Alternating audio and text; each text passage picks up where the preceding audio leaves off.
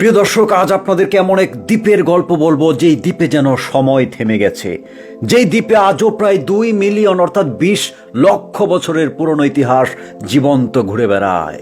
এই দ্বীপটার নাম হচ্ছে গ্যালাপোগাস, যেটা বিশাল দক্ষিণ আমেরিকা মহাদেশের ইকুয়েডর থেকে প্রায় 1000 কিলোমিটার পশ্চিমে প্রশান্ত মহাসাগরের ভিতরে অবস্থিত। কেউ কেউ মনে করেন যে এটা হচ্ছে যে মহাসাগরের ভিতরে হারিয়ে যাওয়া এক অজানা দ্বীপ।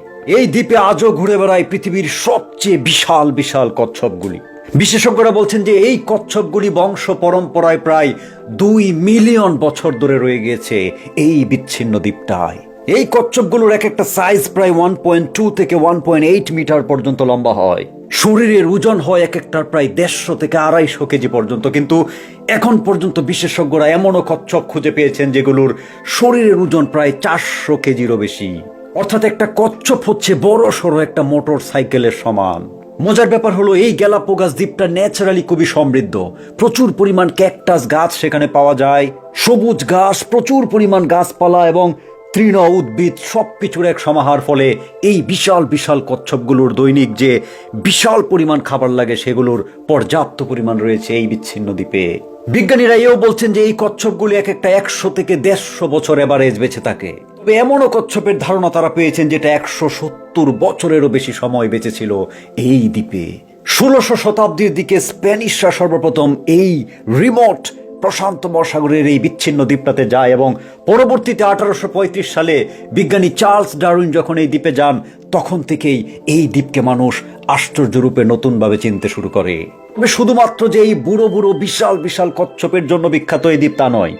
এই দ্বীপ হচ্ছে একমাত্র দ্বীপ এই গোটা পৃথিবীতে যেখানে ইগুয়ানা পাওয়া যায়।